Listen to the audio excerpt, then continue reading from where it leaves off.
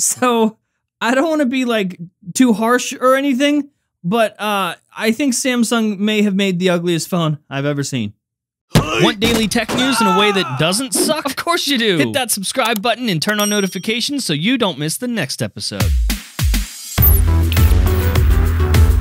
Yo, what's going on, guys? Welcome back to Front Page Tech. Of course, show that gives you all these tech news from one geek, that is me, to another, that is you. Listen, hold up. We hear you. We see all of the comments.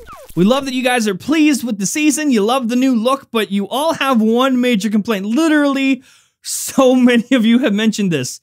We got rid of the quack effect, the quack sound when we censor words, like when we say f***. Listen, all right, hear me out. This is what's going on. What happened was we were going to pick a different sound. So temporarily, we were just using the regular censor beep, you know, that one. But we'll hear you. So for this episode, until we find a new sound, calm your titties, until we find a new sound, we will use the quack for this episode. Okay? There you go. See? Are we happy now? News. All right, so story numero uno. Spotify has made a change, and for normal functioning adults, we're fine. For some of you, though, you're not fine. So Spotify has updated their user guidelines, and within there, they specifically tell you that if you use an ad blocker, they reserve the right to suspend or ban your account. Now, this is particularly with the web player, so I mean, I personally use Spotify's web player almost every single day, and I can see how that's a problem for a lot of people. A lot of you out there, you are using the web player, and a lot of you out there are also using an ad blocker because money is hard to you. So listen, consider this as your tiny little heads up, just a wee little public service announcement from your journ. Hey, if you're doing this, you might want to stop, because if you don't, you might get banned. Now listen, I am all for ad blockers, personally. I'm all for them, especially when it comes to blocking malicious ads that are in your way, ruining your experience. But when it comes to consuming media, Hulu, Netflix, wherever, Spotify, here, Spotify is the example here, if you're not gonna pay for something and they do give you a free option that is supplemented by ads, either deal with it or pay for it like an adult. If you use an ad blocker, you're just a bitch.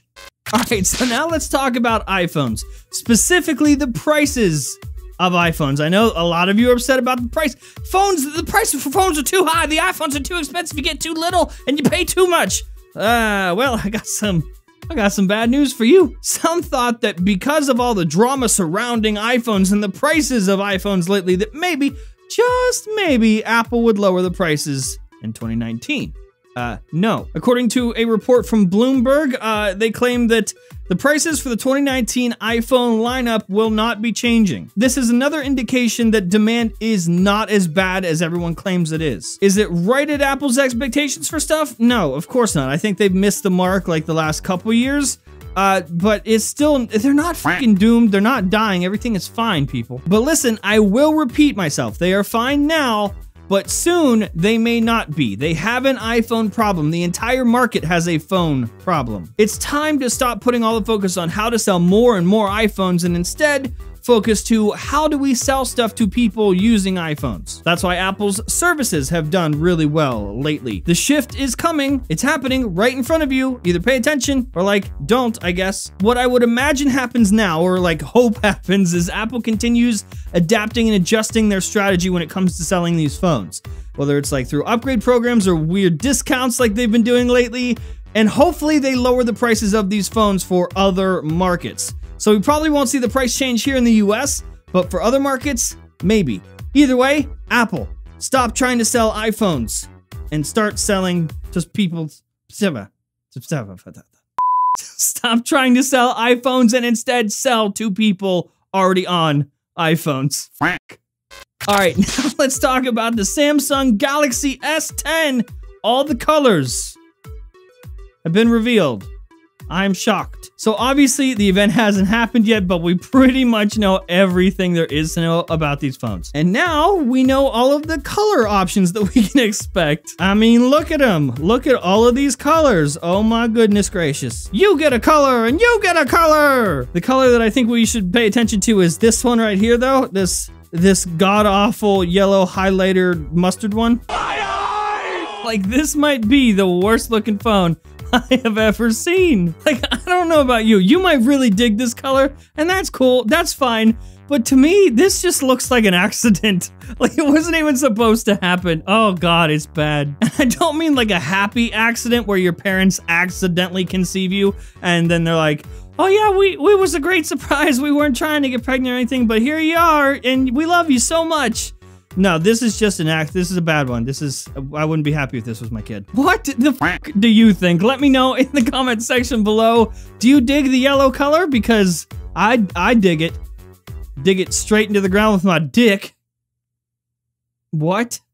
Oh, I'm sorry.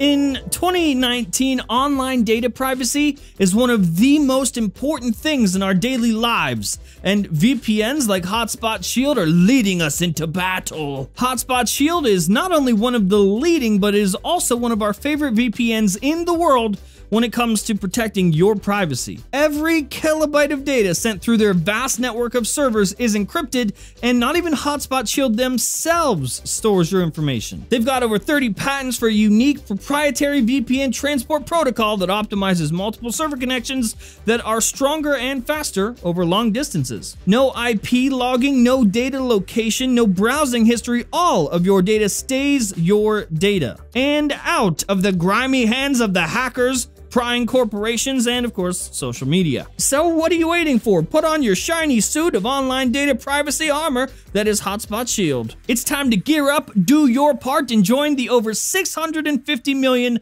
other users fighting the same battle across the globe. Click the link in the description right now to get started today. And a huge thanks to Hotspot Shield for supporting this show. And that's the show. Hopefully you liked it, you learned something. If you did, hit that like button. If you hate my stupid face, hit the dislike button. If you're new here, subscribe, and we'll see you guys on Monday.